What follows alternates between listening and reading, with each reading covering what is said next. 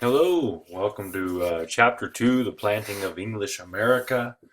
English, hello, governor. 1500 to 1733. Today we're covering the first section on England's imperial stirrings all the way to the Indians' New World. And you got a picture here of the United States flag, on top of, or, mashed together with the United Kingdom's flag. But today we're not talking about Britain, we're not talking about the United Kingdom, we're talking about England. Hello. So England, well, America, if you look, was largely unexplored by 1600. This is the United States of America. We're not talking about Latin America or the Caribbean, but largely America, where we live, where you're sitting right now, really unexplored by 1600. And Columbus was here in 1492. Well, not here, remember, he's a moron, didn't know where he was going. There's only three distant outposts at the time. You have the French in Quebec in 1608, and we'll talk about them a little later. Spanish Santa Fe, established in 1610 in New Mexico, and the English with Jamestown in 1607, and we will come back to that one as well. England had a late start to imperialism. They wanted to do what Spain was doing in the New World, but they had some problems at home. And a lot of those problems had to do with Mr. Henry VIII there, King Henry VIII, and his desire to have a male heir. Also his desire to break with the Catholic Church. And so Henry VIII, during his break and his controversy with the Catholic Church, and the Protestant Reformation that followed, that eventually formed the Church of England, kind of put a lot of turmoil on England during this time, during the 16th century. Henry VIII famously had a wife, Catherine of Aragon, who was from Spain, and she could not bear him a son, and she was getting a little up there in age, and so he wanted a divorce. Not allowed in the Catholic Church, and so he basically formed his own church. It also helped that he didn't want to answer the Pope, and they seized all of the land from the Catholic Church and put himself in charge. And then he married Anne Boleyn, who gave birth to a daughter. And so, unhappy with her, she was accused of infidelity, and he chopped her head off. But he loved her so much that he brought in a special swordsman from France to cut off her head in one swoop, instead of using a blunt English axe that would take very, very many whacks at it. Henry VIII eventually went through 6 wives, eventually having a son, very sickly, didn't survive much. And eventually his heir is Elizabeth I, who was the daughter of Anne Boleyn.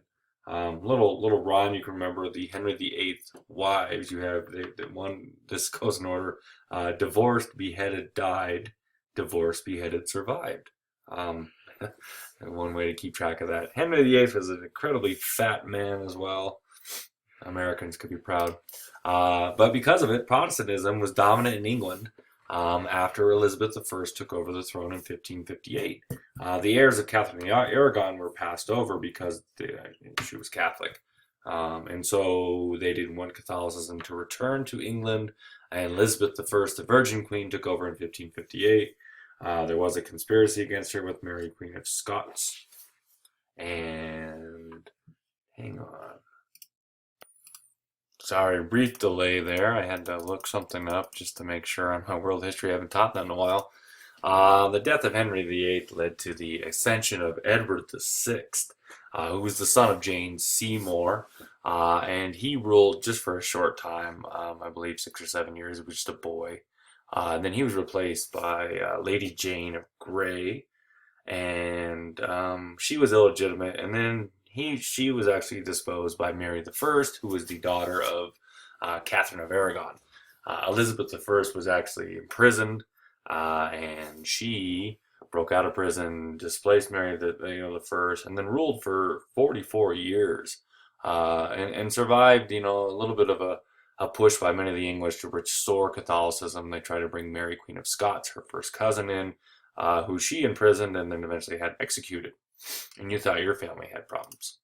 So Elizabeth, she commissioned English buccaneers, or pirates, to start attacking Spanish ships carrying bullion or gold and other goods from the New World. If you can't have the energy or the time to go to the New World and explore and exploit the native population and bring in slaves and mine and, put all the smelting stuff and get all the ore, why not just steal it from the people that did it? And so these buccaneers, or sea dogs, they did some boat jacking. We have carjacking today. They did boat jacking. Sir Francis Drake was the most famous of these sea dogs. Another one, while this is going on, you also have some settlements going on. Sir Humphrey Gilbert tried to a settlement in Newfoundland in 1583. He died at sea, so that never really happened. It is interesting, these men are knighted, so they are Sir. Even though Sir Francis Drake's a pirate or a sea dog, he's a knight of the English order. Today they just knight, musicians and actors and Beatles pretty much. Sir Paul McCartney. Sir Walter Raleigh formed the colony of Roanoke Island off the coast of North Carolina. In 1585 it was supposed to be the first permanent colony in the Americas for the English, and then he returned home for supplies. And in the time to get there and the time to round up all the supplies, 1588 rolled around, which is a major year in world history, especially English history, because of the Spanish Armada. And so no ships could be spared. And it took him several years to get back. And when he returned to Roanoke, the whole colony had vanished, seemingly in the thin air. And historians have debated for years what has happened. They've looked for evidence. There's no evidence of them being slaughtered. There's not really evidence of mass starvation. Generally, the most widely accepted theory is that they just joined the native populations and kind of assimilated to Native Americanism. There was rumors of blue-eyed, light-skinned Native Americans running around North America, but we're not sure if that's true or not. Philip II, upset of England's policies of attacking his ship, stealing his stuff, also, throwing off Catholicism and Mary the First being disposed by Elizabeth the First, trying to just get a little bit of a little payback for these heathens, decided to invade England in 1588, which is famously known as the Spanish Armada. The 130 Spanish galleons were huge. It was a massive force to invade England, but they were too slow and bulky, and they were also aided by some bad weather that made it tough for them to maneuver in the English Channel. The English ships sailed circles around them. They were much more maneuverable. They were more deadly. And the Spanish Armada failed, but Philip II went around Britain and around Ireland, was going to come back for another attack. Even got some supplies in Ireland because they're all Catholic at the time, but weather blew them off course as well. The reason the event is so important is it signals the decline of Spain. Spain, this is the height of their power. They had the New World. They ruled most of it except for Brazil with the Portuguese. They were fabulously rich, but they didn't invest it. They didn't build up their nation in terms of capitalism. They bought a lot of luxury goods, and so Spain slowly declines from 1588 until 1898, when the last colony in the New World is taken from them, Cuba, by the United States. But it also signals the rise of England, which would later evolve into Great Britain. And we're going to talk a lot about them because that's where the United States history comes in. So, like I said, it really ushers in the golden golden age of England. Elizabeth's rule is when Shakespeare was writing, and his contemporary Christopher Marlowe, and it all just kind of started with 1588 with the defeat of the Spanish Armada. So here's a little map of the Armada coming up from Spain, having battles in the English Channel, which is notorious for rough seas, and then going around, Scotland and then Ireland and getting supplies, and then bad weather again. There's Elizabeth in top right with her. That's quite an outfit. Very difficult to move in that, and you can see in the background actually there's her ships, and there's always little subtle things in these paintings. And then the bottom right is the Spanish Armada. So England was experiencing a population boom, and England is not a very big country in terms of land mass. You also have something called the enclosure movement. The end of feudalism is going on, and lords are kicking off their peasants off the land. No longer are they having these feasts and serving their vassals and all that stuff. A vassal serving a feast for the lord. No, you remember that from world history, whatever. And so they're enclosing those fences and going more into ranching, raising sheep. And so you have all these thousands of peasants who normally work the land or were protected by the Lord, have nowhere to go. And so they just move to the cities looking for work. You also have primogeniture, which is the idea that the eldest son is the one who basically gets all the inheritance. So if you're the second, third, fourth son, or even a daughter, it pushes people to seek fortune because they know they're not getting an inheritance. They're not the oldest, and so they look for fortune elsewhere. And so you're getting a climate where people are desperate to seek something else. They want to go somewhere else. They want to be rich. They want an opportunity. And then you get the first corporations, which were called joint stock companies, formed in the 1600s, which were basically people pooled their money together for a company to fund these expensive, very dangerous expeditions. But it's critical because they are funded by people with money. People want a return on their investment. They want money. So that is the primary focus of these expeditions to the New World, is to make money, to turn a profit. And so they're very early corporations who set up new settlements to make profits. And there's some pictures of glorious England and the rolling hills and the green. Now, England, in 1606, the Virginia Company, Virginia named after the Virgin Queen, Elizabeth, received a charter from, after Queen Elizabeth died, King James I, to form a settlement in the New World. The Virginia Company wanted gold in Virginia. Yeah, not too much gold there. They needed to go a lot further west, but that was their goal. They didn't care about long-term settlements. They didn't care about colonizing. They didn't care about making the Native Americans be Christians. They're not in that Spanish mentality. They just want money. I mean, you can see where the United States, some of our cultural aspects come from. The charter granted the same rights to the people going to the New World as Englishmen had back home. And that is important because it sets the precedent that here in the New World, the English New World, the people here have the same rights as they would back in England. And those rights they enjoy, and if they get trampled on, they're going to tar and feather you and dump tea in a harbor. There was 3 ships that landed in the mouth of the James River, which was easy for them to defend, named after King James. And in 1607, on May 24th, in 1607, they established the first permanent colony of English America, Jamestown, in Virginia, after their king and their former queen. 40 men died on the voyage to get to Jamestown. It's not a success story to start. The settlement was swampy, mosquito-ridden, and it was really a terrible place to farm. It's hot, it's muggy, it's Virginia. It's probably not that great. The Old Dominion, as they call it. Most of the settlers, instead of looking for food or planting food or hunting, decided to look for gold. Just, walk through the swamps looking for gold.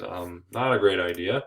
Many of these people that came here were gentlemen who had little to do with hunting and fishing or doing any work because I can't get my nails dirty. It's awful. Only 38 men survived by 1608 when resupply ships arrived, and they were starving and looking very bad. It looked like Jamestown was going to go the way of Roanoke Island and other settlements and fail. These are some artist renditions of Jamestown. It was a triangular fort with some primitive structures in between. It wasn't until John Smith arrived in 1608 that Jamestown started to succeed. He whipped the people into shape. He basically told these dandy gentlemen, he who shall not work shall not eat.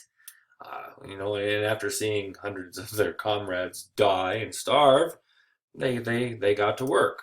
John Smith was actually kidnapped by the natives in 1607. Might be the wrong date, might be 1608, might be a typo. I'm sorry about that. He was saved, quote, by Pocahontas, not the Disney version, to show Smith her father's power, who was Powhatan. And so we get Pocahontas, and like I said, there's no talking animals, there's no song and dance. She became the intermediary between the English and their tribe. She went back and forth. Now, it is something that most people misunderstand, is that she eventually married John Smith. She actually married John Rolfe. Yeah, a lot of Johns I know, but I mean, it kind of gets lost in translation, lost in history. Might even be a flat out lie you were taught as a kid. Still, the colonists starved. One man actually killed and ate his wife. It's going a little far. I don't recommend that to any husbands out there. The colonists gave up, but they were blocked by Lord de la Warr in 1610. They were ready to come back, and Lord de la Warr said, "No, we're going to do this." He was a harsh military leader who waged war on the natives. But it worked by 1625. Only 1,200 of the 8,000 settlers survived. Not a great survival rate, but it didn't collapse. Uh, to the chagrin of the Virginia Company, though, they're not making money. And so you have some cultural clashes here. Powhatan's Confederacy led to the English erroneously dubbing all natives Powhatans because they're dumb, kind of like Columbus. Hey Indians, what's up? De War, you waged war against the natives. I mean, look at his name, using Irish tactics, which were not gentleman ways of fighting. The peace settlement ended the First Anglo-Powhatan War in 1614, which was sealed by the marriage of Pocahontas and John Rolfe, and she was shipped back to England, and she was dressed up in the funny outfit you saw in the previous picture, and she eventually died there. She's actually buried in England. The natives struck back in 1622. They killed 347 English, including John Rolfe, and you get this continual battle between natives and whites. And the English, that's kind of their MO, is if you're in the way, they're gonna take you out. The English responded with periodic raids. You have a second Anglo-Powhatan War. It started in 1644. The Indians tried to get rid of all Virginians at that time. And the treaty ended that in 1646. And because of it, Virginia, the natives were banished from the area. And so this is the first of many instances in American history, and going with the English, in which the natives who resisted, but they were ravaged by disease and not having the same weapons as the whites, were removed from their homelands. By 1669, there's only 2,000 natives left. The Powhatan were thought to be extinct in Virginia by 1685. They succumbed to the 3 Ds: disease, disorganization, they couldn't work together, and disposability. They were disposable to the whites, they weren't valuable, they weren't absolutely needed. They had no economic function to the English. And so the Indians' New World, kind of the Powhatan people foreshadowed the rest of all natives in America. All the East Coast natives, all the way to the West Coast, they had no idea what was coming, and it might be different groups, but it was just a foreshadowing of what was to be. Some natives changed or altered their way of life to adapt to try to work with the Europeans. Excuse me. Some adopted horses, some adopted guns, and they became powerful tribes who started to dominate their neighbors. And many times they pushed their neighbors out of their homeland, and then it changed life for them, and then they were encroaching on other people's lands. The arrival of Europeans signaled a change. It started like a domino effect for all Native Americans, and eventually they were affected by all of these things, whether it was immediately or 100 or 200 years down the road. But they were affected, whether they had direct contact with the Europeans or was it the natives who had contact and had new weapons and horses pushed them out of their homeland. And so the competition between the tribes increased because of this. And then disease just tore the cultural fabric apart of every tribe. They were just absolutely ravaged, and the numbers were drastically reduced because of disease. They were so susceptible to that.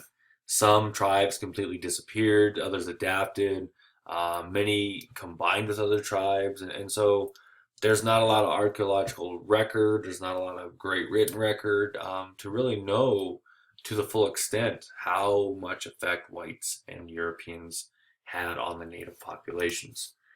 In the natives grew in power and forced many Europeans to adapt during the early years, but the tide of Europeans and whites was too much to overcome for the natives. We'll stop there for today. I don't think we're ready to talk about tobacco, but that's finally how Virginia made money. We'll talk to you tomorrow. Hope you guys enjoyed this.